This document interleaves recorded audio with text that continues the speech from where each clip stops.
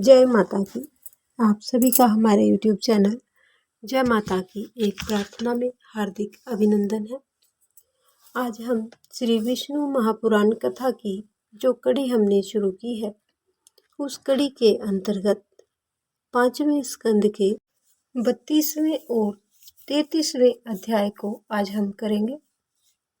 32वें अध्याय में उषा के चरित्र के बारे में बतलाया गया है और 33वें अध्याय में श्री कृष्ण जी और बाणासुर के युद्ध के बारे में पूरा वृतांत वर्णन किया गया है। तो आज की कथा को शुरू करने से पहले आप हमारे चैनल पर अभी नए आए हैं तो कृपा करके चैनल को सब्सक्राइब कर लीजिए और घंटी जैसे दिखने वाले बटन को भी दबा लीजिए ताकि आने वाली नई वीडियो की नोटिफिकेशन आपको सबसे पहले और आसानी से मिल सके। तो शुरू करते हैं आज का 32वां अध्याय। अध्याय को शुरू करने से पहले प्रभु का स्मरण करेंगे। ओम नमो श्री भगवते वासुदेवाय नमः। श्रीमन नारायण नारायण नारायण भजमन नारायण नारायण नारायण श्रीमन नारायण नारायण नारायण। जय श्री विष्णु भगवान की। तो आज के 32वें अध्याय में है। इसमें श्री पराशर जी बोले कि रुक्मिणी के गर्भ से उत्पन्न हुए प्रभु श्री कृष्ण जी ने प्रद्युम्न आदि पुत्रों का वर्णन हम पहले ही कर चुके हैं। यानी पीछे के अध्यायों में हम प्रभु श्री कृष्ण जी और रुक्मिणी के पुत्रों के बारे में जान चुके हैं। अब सत्यभामा के भानु और भौमेरिक आदि पुत्र हुए। श्री कृष्ण जी के रोहिणी से दीप्तिमान और ताम्रपक्ष आदि तथा जामवंती से बलशाली सांब आदि पुत्र हुए।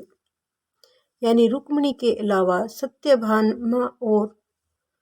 सत्यभामा से भानु और भौमेरिक पुत्र हुए और रोहिणी से दीप्तिमान और ताम्रपक्ष तथा जामवंती से बलशाली सांब आदि पुत्र की उत्पत्ति हुई। नागनजीती सत्या से महाबली भद्रबिंद और शैव्या यानी मित्रविंदा से संग्रामचित आदि पुत्रों की उत्पत्ति हुई। माद्री से वक्र आदि, लक्ष्मणा से गात्रवान आदि तथा कालिंदी से श्रुत आदि पुत्रों की उत्पत्ति हुई। इस तरह से प्रभु श्री कृष्ण जी की अन्य स्त्रियों के भी 88,800 पुत्र हुए। यानी कुल मिला के प्रभु श्री कृष्ण जी के सभी रानियों से मिलाकर के 88,800 पुत्रों की उत्पत्ति हुई। इन समस्त पुत्रों से रुक्मिणी से उत्पन्न प्रद्युम्न सबसे बड़े थे और प्रद्युम्न से अनिरुद्ध और अनिरुद्ध से वज्र की उत्पत्ति हुई। महापराक्रमी अनिरुद्ध अजेय योद्धा थे। उन्होंने बलि की पुत्री एवं बाणासुर की पुत्री उषा से विवाह किया था।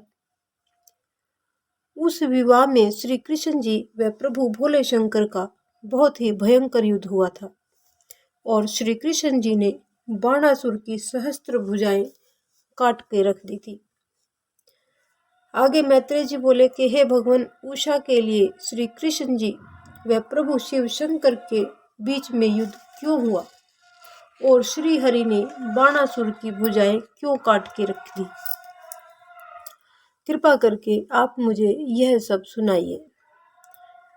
आगे पराशर जी बोले कि हे मुनि श्रेष्ठ, बाणासुर की पुत्री उषा ने एक बार पार्वती जी को भगवान शंकर जी के साथ क्रीड़ा करते देख लिया। स्वयं भी अपने पति के साथ रमण करने की इच्छा की। यानी जब उन्होंने भगवान शंकर के साथ माता पार्वती को क्रीड़ा करते हुए देखा तो उन्होंने अपने पति को कहा कि हमें भी ऐसे पति के साथ रमण करने की उन्होंने इच्छा व्यक्त की। तो पार्वती जी ने उषा से कहा कि तू अधिक संतप्त मत हो, उचित समय आने पर तू भी अपने पति के साथ रमण करेगी। पार्वती की इस बात को सुनकर बाणासुर की पुत्री उषा ने अपने मन में सोचा कि पता नहीं ऐसा कब होगा, मेरा पति कौन होगा। इस विषय में उसने माँ पार्वती से पूछा तो पार्वती जी ने उनसे कहा कि हे राजपुत्री, वैशाख शुक्ल द्वादशी की रात्रि को जो पुरुष सतवन में तुझसे हठात संभोग करेगा वही तेरा पति होगा। फिर उसी तिथि को उषा की स्वप्न अवस्था में किसी पुरुष ने उससे उसी प्रकार से किया जैसा कि पार्वती जी ने कहा था।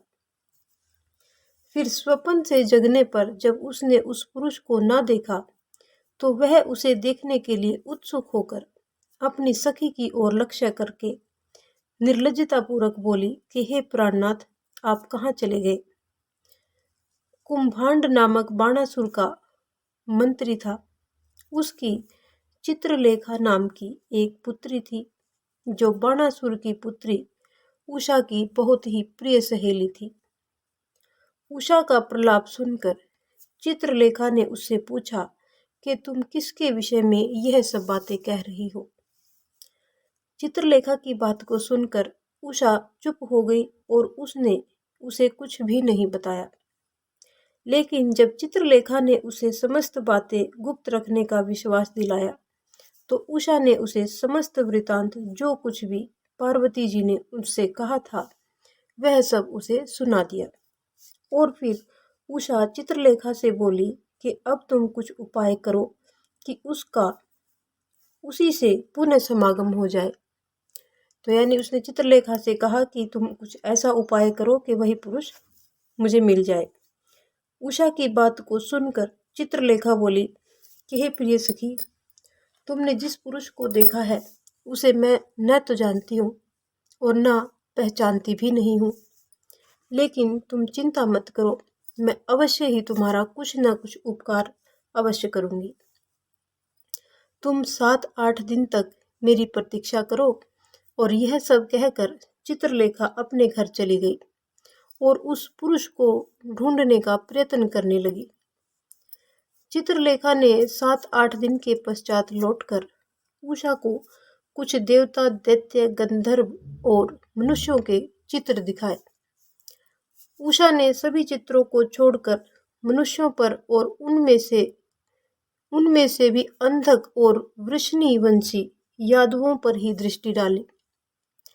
बलराम और श्री कृष्ण जी के चित्रों को देखकर वह लज्जा से जड़वत हो गई और प्रद्युम्न को देखते ही लज्जावश उसने अपनी दृष्टि हटा ली। फिर प्रद्युम्न पुत्र अनिरुद्ध को देखते ही वह जोर से बोल उठी कि वह यही है। उषा के मुख से यह सब सुनकर चित्रलेखा ने कहा कि देवी से प्रसन्न होकर श्री कृष्ण का पुत्र ही तेरा पति निश्चित किया गया है। इस सुंदर वीर का नाम अनिरुद्ध है। यदि यह तुम्हें पति रूप में मिल गया तो समझो तुमने सब कुछ पा लिया। लेकिन कृष्ण जी के द्वारा सुरक्षित द्वारकापुरी में प्रवेश करना बहुत ही कठिन है। लेकिन हे सखी, मैं अवश्य ही किसी उपाय से तेरे पति को लेकर आऊंगी और तुम इस गुप्त रहस्य का किसी के आगे भी कोई भी जिक्र नहीं करना। मैं शीघ्र ही जाऊंगी। यह कहकर चित्रलेखा द्वारकापुरी को चली गई। तो ये था 32वां अध्याय जो ही संपन्न होता है। अब हम करेंगे 33वां अध्याय। 33वें अध्याय में श्री कृष्ण और बाणासुर का युद्ध होता है। इसमें पराशर जी आगे कहते हैं कि हे मैत्रेय, एक बार प्रभु शिव शंकर को प्रणाम करके बाणासुर बोला कि हे प्रभु, बिना युद्ध के इन 1000 भुजाओं में मुझे बड़ा ही कष्ट हो रहा है। क्या कभी इन भुजाओं को सफल करने वाला युद्ध होगा? युद्ध के बिना मैं इस भार रूपी भुजाओं से मुझे क्या लाभ है? प्रभु शिव शंकर जी बोले कि हे बाणासुर, जब तेरी मयूर के चिन्ह वाली ध्वजा टूट जाएगी, यानी जब मोर के चिन्ह वाली ध्वजा टूट जाएगी, तभी तेरे समक्ष मांस भोजी यज्ञ, पिशाच आदि को आनंद देने वाला युद्ध उपस्थित होगा। आगे पराशर जी बोले कि फिर बाणासुर वरदायक प्रभु शिव शंकर को हाथ जोड़कर प्रणाम करके अपने घर आया और फिर कालांतर में उस मयूर चिन्ह वाली ध्वजा को टूटी हुई देखकर वह बहुत ही प्रसन्न हुआ। उसी समय उषा की प्रिय सखी चित्रलेखा अपने योग बल से अनिरुद्ध को वहां ले आई। अनिरुद्ध को कन्यातपुर में उषा के साथ रमण करता हुआ जानकर अंतःपुर के रक्षकों ने दैत्यराज बाणासुर को जाकर सारा संपूर्ण वृतांत सुना दिया। यह सब सुनकर दैत्यराज बाणासुर ने अपने सेवकों को उससे युद्ध करने की आज्ञा दी, लेकिन शत्रु दमन अनिरुद्ध ने अपने सम्मुख आने पर उस समस्त सेना को एक लोहमय दंड से ही मार डाला। यानी एक लोहे की रॉड या डंडे से ही पूरी सेना को अनिरुद्ध ने समाप्त कर दिया। अपने सेवकों के मारे जाने की खबर सुनते ही दैत्यराज बाणासुर रथ पर चढ़कर अनिरुद्ध का वध करने के लिए उनसे युद्ध करने लगा। अपनी शक्ति के बल पर युद्ध करने पर भी वह अनिरुद्ध जी से हार गया। फिर बाणासुर ने मायापूर्वक युद्ध कर यदुनंदन अनिरुद्ध को अपने नागपाश में बांध लिया। इधर समस्त द्वारकापुरी में अनिरुद्ध कहाँ चले गए, यह चर्चा हो रही थी, क्योंकि उसको उषा की जो सहेली थी उसने अपने बल से, अपने सम्मोहन से, जैसे भी अपनी शक्ति से अपने पास उधर बुला लिया था, तो इसलिए वो गायब हो गए। तो सभी उनको ढूंढते फिर रहे थे कि अनिरुद्ध जी कहाँ गए। उसी समय देवर्षि नारद जी ने उन्हें बाणासुर के द्वारा अनिरुद्ध को नागपाश में बांधे जाने की सूचना दी। देवर्षि नारद जी के मुख से योग विद्या में निपुण युवती चित्रलेखा के द्वारा उन्हें शोभितपुर ले जाने की बात सुनकर यादवों को विश्वास हो गया कि उन्हें देवताओं ने नहीं चुराया। तब स्मरण मात्र से उपस्थित हुए गरुड़ पर चढ़कर प्रभु श्री कृष्ण जी, बलराम और प्रद्युम्न बाणासुर की राजधानी पहुंचे। उनके नगर में घुसते ही तीनों का प्रभु शिव शंकर के पार्षद प्रमथगणों से युद्ध हुआ। उन्हें नष्ट करके प्रभु श्री कृष्ण जी आगे बाणासुर की राजधानी के समीप चले गए। फिर बाणासुर की रक्षा के लिए 3 सिर और 3 पैर वाला महेश्वर नाम का महान ज्वर आगे बढ़कर प्रभु श्री कृष्ण जी से लड़ने लगा। उस ज्वर का ऐसा प्रभाव था कि उसके फेंके हुए भस्म के स्पर्श से संतृप्त हुए प्रभु श्री कृष्ण जी के शरीर का आलिंगन करने पर बलराम जी भी शिथिल होकर आंखें मूंद कर खड़े हो गए।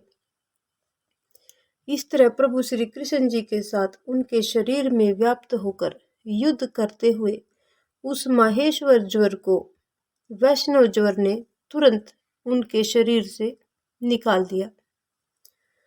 उस समय प्रभु श्री कृष्ण जी की भुजाओं के आघात से उस माहेश्वर ज्वर को पीड़ित और विहल हुआ देखकर ब्रह्मा जी ने प्रभु से कहा कि आप इसे क्षमा कर दीजिए। तब प्रभु श्री कृष्ण जी ने अच्छा, मैंने क्षमा किया, यह कहकर उस वैष्णव ज्वर को अपने में लीन कर लिया। आगे ज्वर बोला कि जो भी मनुष्य आपके साथ मेरे इस युद्ध का स्मरण करेगा वे ज्वरहीन हो जाएंगे। ज्वर यानी बुखार, ताप, इसको ज्वर के नाम से जानते हैं। तो वे सभी ज्वरहीन हो जाएंगे जो मेरे नाम को आपके साथ याद करेगा। कि जो भी मनुष्य आपके साथ मेरे इस युद्ध को याद करेगा उसके सभी वो ज्वरहीन हो जाएंगे, बुखारहीन हो जाएंगे। यह कहकर वह वहां से चला गया। फिर प्रभु श्री कृष्ण जी ने पंच अग्नियों को जीतकर नष्ट किया और फिर लीला से ही दानव सेना को नष्ट करने लगे। तब समस्त दैत्य सेना सहित बलिपुत्र बाणासुर प्रभु शिव शंकर और कार्तिकेय जी प्रभु श्री कृष्ण जी के साथ युद्ध करने लगे। प्रभु श्री कृष्ण जी व प्रभु शिव शंकर जी का आपस में घोर युद्ध हुआ।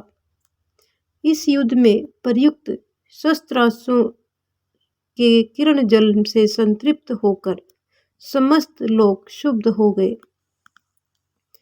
इस घोर युद्ध के उपस्थित होने पर देवता गणों ने समझा कि अवश्य ही यह समस्त जगत का प्रलय काल आ गया है। प्रभु श्री कृष्ण जी ने जृंभाकास्त्र छोड़ा, जिससे शिव शंकर निंदित से होकर जम्हाई लेने लगे। उनकी ऐसी दशा को देखकर दैत्य और प्रथम गण चारों ओर भागने लगे।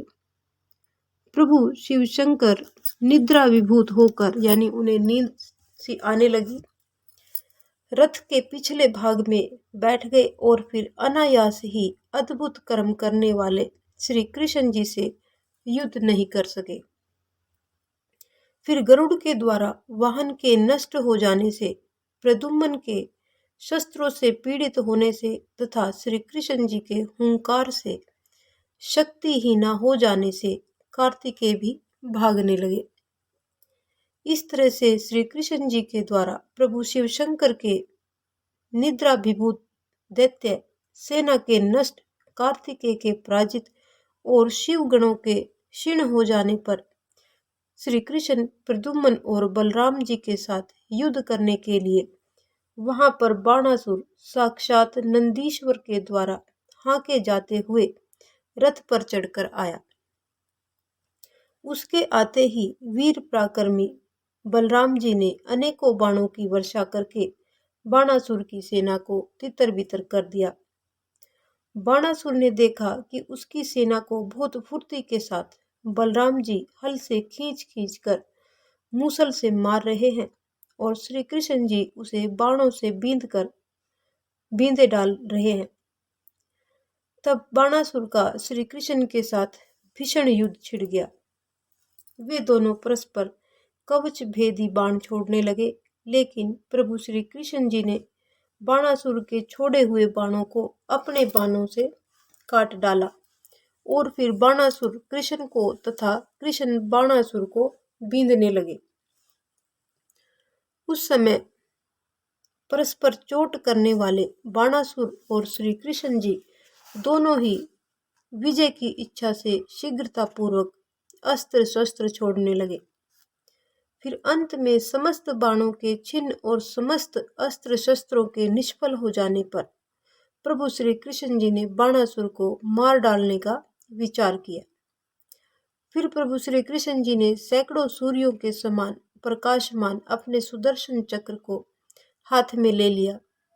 जिस समय प्रभु श्री कृष्ण जी बाणासुर का संहार करने के लिए सुदर्शन चक्र को छोड़ना ही चाहते थे, ठीक उसी समय दैत्यों की विद्या मंत्रमयी कुलदेवी कोटरी प्रभु श्री कृष्ण जी के सम्मुख नग्नावस्था में आ गई। उसे देखते ही प्रभु ने अपने नेत्रों को बंद कर लिया और बाणासुर को लक्ष्य करके उस शत्रुओं की भुजाओं के वन को काटने के लिए सुदर्शन चक्र को छोड़ा। प्रभु के छोड़े हुए उस चक्र ने बाणासुर की 2 भुजाएं छोड़कर समस्त भुजाओं को काट डाला। तब प्रभु शिव शंकर जी भी जान गए कि प्रभु श्री कृष्ण जी बाणासुर के बाहुवन को काटकर अपने हाथ में आए हुए चक्र को उसका वध करने के लिए छोड़ना चाहते हैं। अतः बाणासुर को अपने खंडित भुज दंडों से लहूलुहान यानी खून की धारा बहते हुए देखकर श्री उमापति प्रभु श्री शिव शंकर जी ने प्रभु श्री कृष्ण जी के पास आकर कहा। प्रभु बोले कि हे कृष्ण, हे जगन्नाथ, मैं यह जानता हूँ कि आप पुरुषोत्तम परमेश्वर परमात्मा और आदि अंत से रहित प्रभु श्री हरि हैं। आप सर्वभूतमय हैं। आज जो देव तिर्यक और मनुष्य आदि योनियों में शरीर धारण करते हैं, यह आपकी स्वाधीन चेष्टा की उपलब्धि का लीला ही है। हे प्रभु, आप प्रसन्न हो जाइए। मैंने इस बाणासुर को अभय दान दिया है। हे नाथ, मैंने जो वचन दिया है उसे आप मिथ्या ना करें। हे अव्यय, यह आपका अपराधी नहीं है। यह तो मेरा आश्रय पाने से इतना गर्वीला हो गया है। इस दैत्य बाणासुर को मैंने ही वरदान दिया था, इसलिए मैं ही आपसे इसके लिए क्षमा याचना करता हूँ। आगे श्री पराशर जी बोले कि यानी प्रभु शंकर ने भगवान कृष्ण जी से क्षमा मांगी और बाणासुर को ना मारने के लिए कहा। आगे पराशर जी बोले कि त्रिशूलधारी प्रभु उमापति शंकर के इस प्रकार कहने पर प्रभु श्री कृष्ण जी ने बाणासुर के प्रति जो उनके मन में क्रोध भाव था उसको त्याग दिया और प्रसन्न होकर भगवान शंकर से कहा कि हे शिव शंकर, यदि आपने इसे वरदान दिया है तो यह बाणासुर जीवित रहे। आपके वचन का मैं मान रखने के लिए मैं सुदर्शन चक्र को रोक लेता हूँ।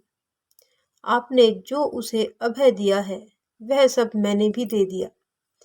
हे शिव शंकर, आप अपने को मुझ में सर्वथा अभिन्न ही देखो।